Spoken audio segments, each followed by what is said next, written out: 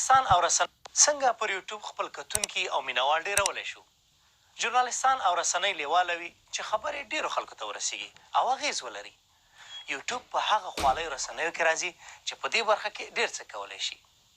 په دې ویډیو کې درته څو داسې مهمې چارې په ګوته کوم چې باور لرم په دې برخه کې مرسته راسره کولی شي. د فیسبوک پرتله په یوټیوب کې ویډیوګانې ډېرې کتل کېږي.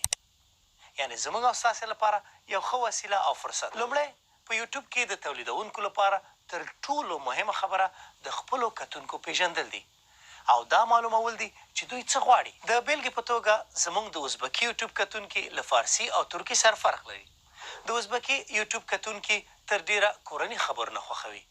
د فارسي کانال کاروونکي بیا نړیوال، بیړني، کورني او سپورټي خبرونه ډېر ګوري. عربي کې بیا د مستند فلمونو مینوال ډېر دي او په ترکي کې ځینې ارشیفي مطالب ډېر مینوال لري. نو کله چې د یوټیوب لپاره تولید کوئ باید خپلو کتونکو ته مو ډېر پام وي او له ځانه وپوښتئ چې ویډیو مو کتونکو ته څه ورکوي. خبروي یې، پوهاوی یې زیاتوي، زده کړه ورکوي، هڅوي یې، ژړوي او که خندوي یې. که ډاډه نه یاست چې د یوټیوب کانال کاروونکي مو څوک دي او څه غواړي د محتوا ازمایښت وکړئ. د څو اونیو لپاره په پرله پسې توګه هغه مطالب خپاره کړئ چې فکر کوئ ستاسې کاروونکي غواړي. وروسته بیا د کتونکو شمېر وګورئ او خپله ستراتیژي د دغه شمېرو پر بنسټ جوړه کړئ. باید ووایم هره ویډیو چې د یوټیوب لپاره جوړوئ د سر 15 ثانیې خورا مهمې دي او باید کتونکی د ټولې ویډیو کتلو ته وهڅوي. یو ځل بیا په دې ټینګار کوم چې په یوټیوب کې د خپلو کتونکو پیژندل خورا مهمه خبره ده او که هڅه مو دا وي چې هر یو کس ته ځان ورسوئ ښایي په پای کې هیچا ته ونه رسېږئ. نو کله چې مو ویډیو چمتو شوه له خپرولو مخکې د یوټیوب پر ځینو مهمو اساساتو پام ټولول حتمي دی. سرلیک او جزئیات یې مهم او لټول کېدلی شي. مناسب ټګونه مو ورکړي او د مخ عکس انتخاب چې تمنیل هم ورته ویل کېږي خورا مهم دی. نو ځان سره فکر وکړه چې دغه عکس مونږ صحیح انتخاب کړی دی ځکه د عکس په لیدو کاروونکي هڅول کېږي چې ستاسې ویډیو وګوري.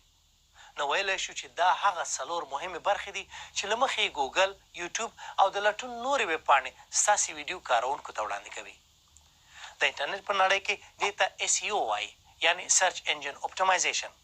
معنا یې دا ده چې هغه مهم ټکي چې کاروونکي په لټون کې کاروي هغه باید ستاسې په سرلیک، جزئیاتو او ټګونو کې ولیکل شي. د جزئیاتو په برخه کې کولی شئ څو پاراګرافونه ولیکئ خو هڅه وکړئ چې مهمې برخې په لومړي پاراګراف کې راشي. د نورو جزئیاتو ترڅنګ کولی شئ په دې اړه په خپله ویبپاڼه کې که کوم مطلب لرئ دلته یې لینک هم اچولی شئ. د ټګونو په برخه کې مهم ټګونه لومړی ولیکئ. موږ د پښتو په ګډون په نورو ژبو کې ټګونه په انګریزي هم لیکو ځکه ځینې کاروونکي په انګریزي لټون کوي. د دې ترڅنګ ځینې ټکي چې خلک یې په لټون کې ډېر کاروي هغه هم په ټګونو کې لیکو لکه BBC پښتو، د BBC خبرونه، BBC پښتو تلویزیون او داسې نور. تل هڅه وکړئ چې له ویډیو سره او ستاسې له چینل سره اړوند ټګونه وکاروئ.